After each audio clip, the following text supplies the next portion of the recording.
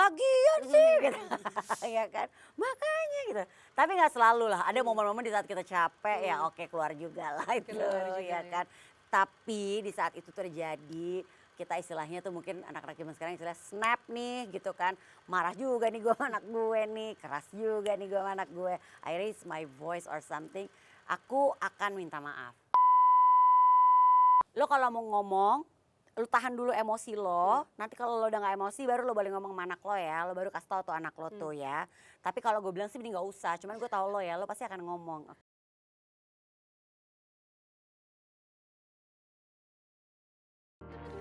Ada cerita para puan.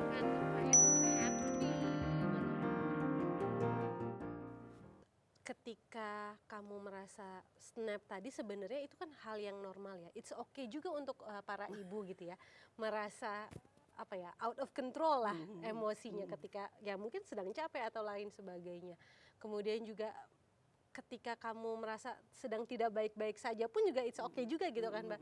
Tapi biasanya ketika kamu menghadapi kekisruhan, ke apa ya, ke tidak apa kemumetan itu menghadapi anak-anakmu, biasanya kamu tuh cerita nggak sih ke orang lain apa yang kamu hadapi dan lain sebagainya? Yang pasti ke suami. Selain dengan suami dan berusaha memberikan pemahaman sama anak-anak, sering juga nggak sih sharing ke teman-teman gitu ya? Sering, Kak, aku nih lagi mumet soal anak-anak nih. sering. Jadi kebetulan aku bilang aku cukup beruntung punya 5 sahabat. Jadi bukan 5 sih, 4 sahabat aku yang kita menyebut diri kita mom sweet moms, kebetulan isi ibu semua, ibu-ibu semua. Geng nih ya. Ceritanya geng tuh berawal dari sebenarnya dari kita memang kenalnya dari masih sama-sama muda. Terus kebetulan kita karena menikahnya nggak jauh-jauh amat, anak-anak kita seumuran. Jadi kita tuh sharing sebenarnya gitu, kayak aku tahu dari Mona tuh, aku inget banget Mona Ratuliu bilang, siap-siap ya kalau nanti anak lo jelang masuk masa menstruasi ya, itu tuh biasanya setahun dia akan PMS. Setahun full nih, ya gitu deh, ntar lo rasain deh gitu loh. Pokoknya setahun itu adalah masa-masa nantangin ya, dalam arti bukan menantang ya, emang masa apa gitu kan ya gitu. Oh gitu, satu-satu kita mengalami tuh, oh bener sih, bener gitu. Atau kayak kita suka sharing gitu ya, anak gue nih lagi gini sama anak gue juga nih, aduh kita gimana ya, suka cari, apa sebaiknya kita gini ya, aduh gue harus curhat sih pasti. Karena kita anak-anaknya sebagian besar seumuran dan main bareng, jadi kita tuh tahu konflik-konfliknya dari masing-masing anak-anak ini. Karena mereka juga tumbuh besar bersama kan gitu. Jadi boleh diceritain nggak sih, Mbak, si mom sweet mom, si geng ini tuh isinya siapa aja? Dan Ada. seru banget kayaknya jadi support system buat para Iya ibu nih sih. ya. Ada Mona Ratuliu, ada Ersa Mayori, Meisha Siregar sama Nola, Riafinola, Bitri. Kita bisa berteman dekat juga, pertama kan di kita doang nih ya, cewek-ceweknya doang. Akhirnya ya balik lagi, I consider myself lucky karena suami-suaminya juga bisa get along with each other gitu loh. Mereka juga suka ngobrol, suka janjian sendiri juga gitu loh. Jadi kan dari mereka juga kadang-kadang bapak-bapaknya yang curhat. Aduh gue sedih banget nih, anak gue nih udah kuliah nih, anak gue lagi ini nih. Jadi mereka juga saling curhat sendiri gitu.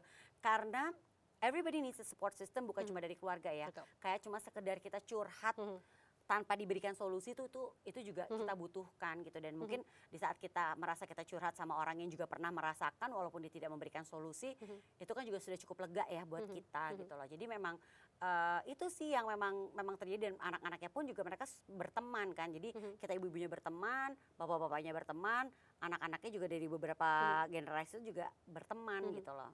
Saling curhat ya. Mungkin yang cewek-cewek kali ya, mainannya cewek suka lebih sering curhat kan ya. Yang cewek-cewek suka curhat gitu, dan lucunya senang banget dengan support system ini karena mereka juga kenal anak-anak kita dan aku kenal anak-anak mereka dari mereka kecil, kan juga tahu jadi perkembangannya mereka, problem apa yang mereka lagi alamin gitu. Dari orang tua atau dari mereka sendiri kadang-kadang, atau juga kadang-kadang lucu gini, dari sesama anak-anak ini jadi suka tiba-tiba salah satu dari teman aku nih gitu ngomong, gue mau kasih tau tapi lu jangan marah ya. Jadi kemarin ada kejadian nih si anak-anak, hah oke gitu kan ya. Seru sih, tapi lo kalau mau ngomong, lu tahan dulu emosi lo, nanti kalau lo udah gak emosi baru lo boleh ngomong sama anak lo ya, lo baru kasih tau tuh anak lo tuh ya. Tapi kalau gue bilang sih mending gak usah, cuman gue tahu lo ya, lo pasti akan ngomong, oke nunggu gak emosi dulu gitu. Jadi sebenarnya gitu sih sebenarnya, lucunya gitu. ya saling mengingatkan Hmm. gitu, saling ngasih tahu, Hmm. tapi memang ya saling inget ya kayak tadi, gue tahu lo kan pasti akan langsung ngomong karena lo pasti akan marah nih sama anak lo, oke lo boleh ngomong sama anak lo tapi lo tahan dulu emosi lo ya gitu. Jadi saling ngingetin juga Iya, ya iya, iya. untuk menahan emosi. Kalau persahabatan, sebenarnya kan mungkin Mbak Egi sudah berteman dengan teman-teman dengan sahabat-sahabat ini sudah sejak lama gitu. Tapi ada perbedaan nggak sih Mbak persahabatan yang terjalin ketika kamu sebelumnya dengan ketika kamu sudah menginjak usia 40? Ada perbedaan nggak sih gitu? Ya nyari nyaman sih, cari nyaman sekarang ini mungkin kalau dulu kita hura-hura pertemanannya. Mungkin in our ya 20s atau teenage life tuh ngomonginnya cowok gitu kan, pacar gitu, hura-hura main. Tapi sekarang tuh obrolan tuh lebih dalam aja gitu loh. Mungkin yang paling sering kita obrolin adalah masalah anak sih gitu loh. Maksudnya ya anak gue gini-gini, gue harus gimana ya gitu.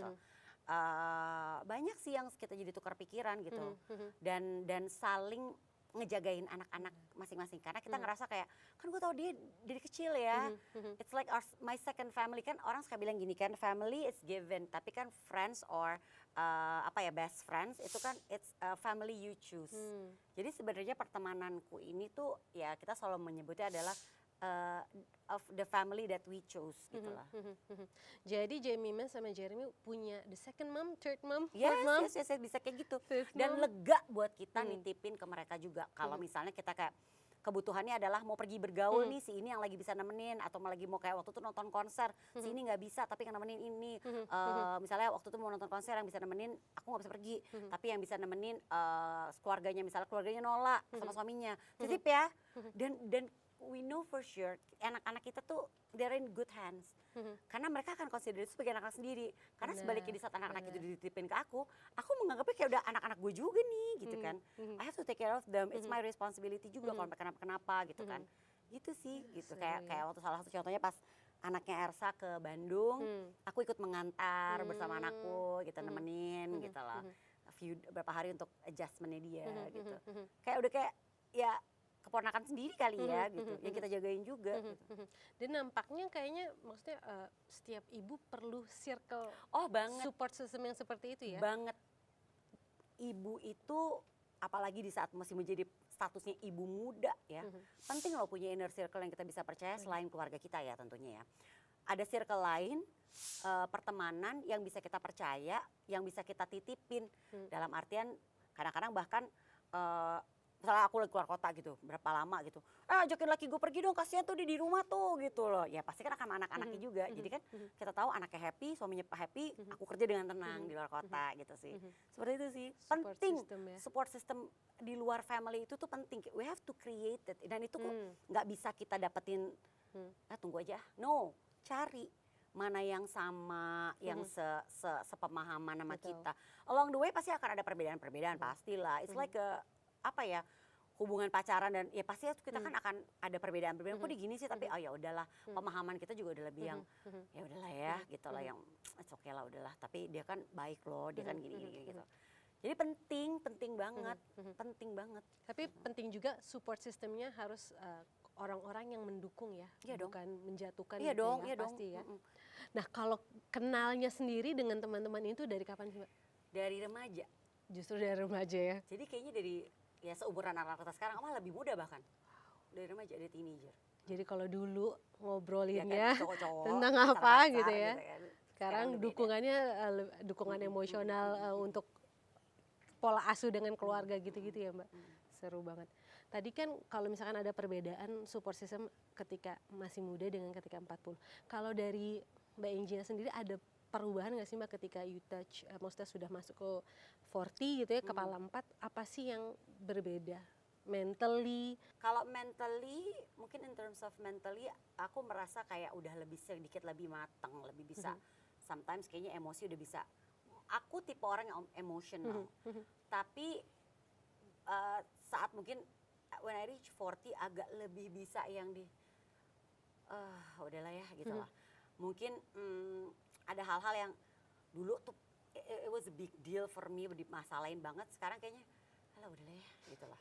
Banyak begitunya, banyak yang udahlah ya, mungkin karena faktor capek kali, cepet capek ya.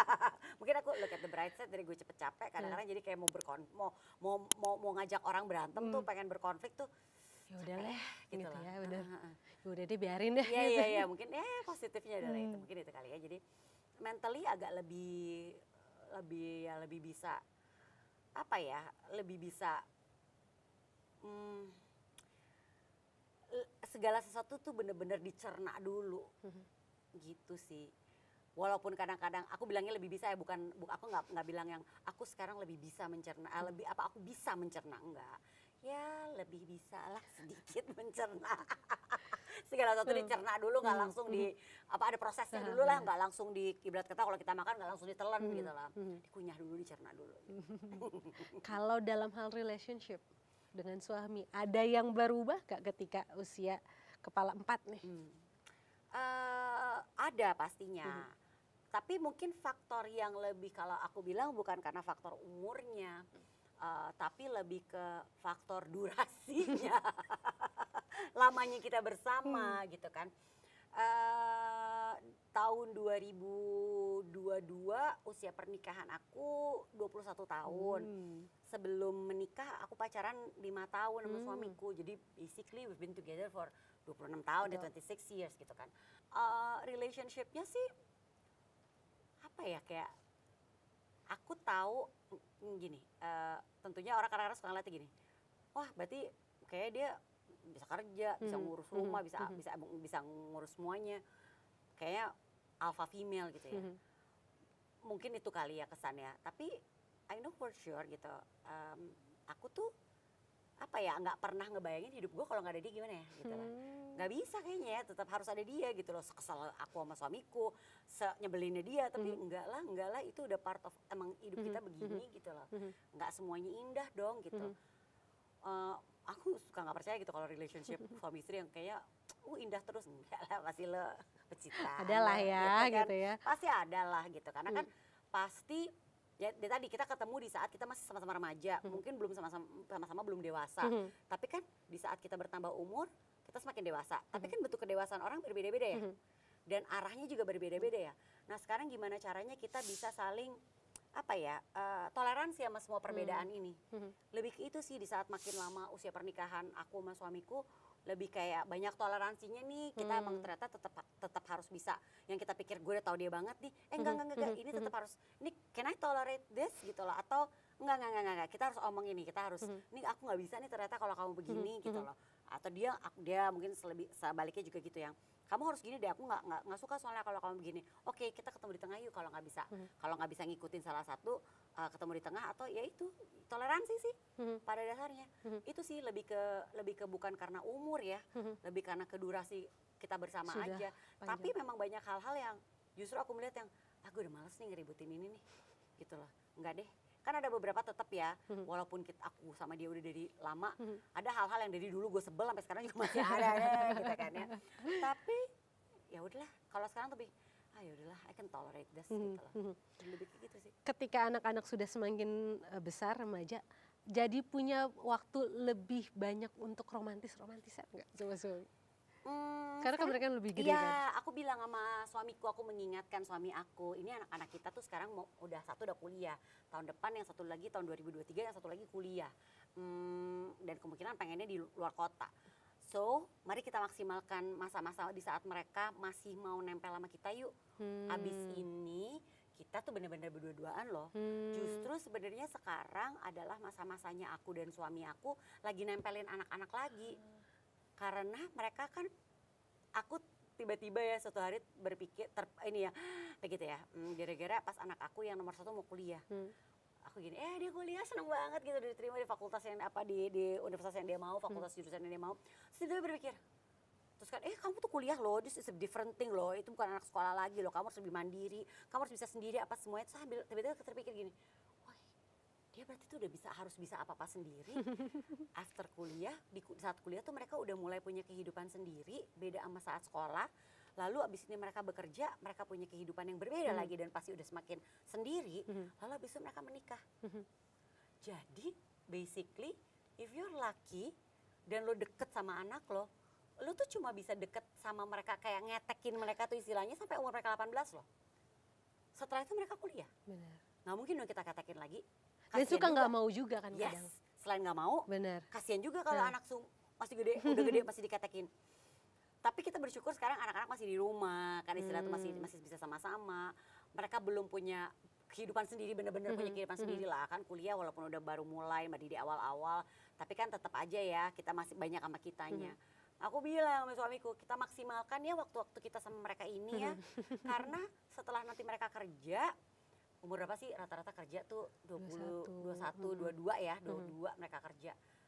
Setelah itu sampai for the rest of their life, mereka udah gak sama kita. Nah, baru tuh lo berdua-dua sama gue. Sekarang Yuk, tahan dulu ya. Iya, sekarang kita tahan dulu yuk. Banyakin waktu yuk buat mereka yuk. Kalau misalkan tadi Mbak Angie bilang bahwa ketika memasuki usia 40 ada perubahan-perubahan yang kamu rasakan dalam diri, dalam pertemanan, dalam relationship, gimana sama prioritas? Ada yang berubah nggak? So far prioritas aku kalau ditanya nomor satu still my kids and my family gitu ya, dalam artian anak-anak dan suami aku. Tapi mungkin saat ini mengingat juga faktor umur ya. Walaupun banyak yang bilang umur tuh bukan menjadi hambatan, iya. Tapi kan kita juga tahu ya, di saat kita start early itu akan lebih baik gitu loh. Maksudnya daripada lo start nanti-nanti, mendingan kita start early. Sama ini kan kita tahu kalau mungkin kalau di perusahaan ada yang namanya pensiun, apa segala macam kan. Jadi sekarang ini memang untuk karir sih memang lagi aku bisa dibilang agak sejajar. Jadi kalau mungkin keluarga nomor satu, kalau karir 1,5 kalau dinomorin. Karena ini waktunya aku nih buat ngejar semuanya nih gitu loh.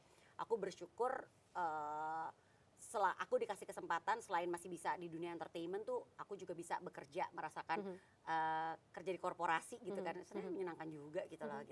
Maksudnya ini tuh masih something yang aku senang gitu. Jadi prioritasnya sih mungkin masih tetap sama, cuman yang tadinya ada di nomor 2 agak naik setengah lah gitu. Karena ya itu tadi faktor yang justru ini momennya nih buat kita kejar nih.